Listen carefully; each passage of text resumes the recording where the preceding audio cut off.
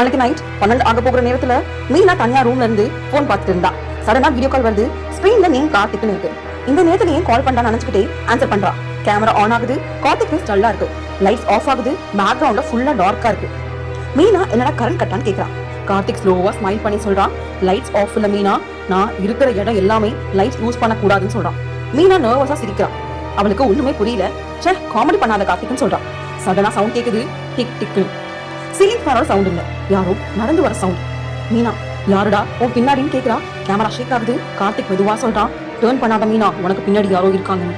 But screen ரிஃப்ளெக்ஷன்ல மீனாக்கு பின்னாடி ஏதோ ஒரு ஃபேஸ் தெரியுது. அது பார்க்கவே பயங்கரமா இருக்கு. மீனா பயந்து போய் போனை கீழே போடுறா. அவரோட மூச்சு ரொம்ப வேகமா துடிக்குது.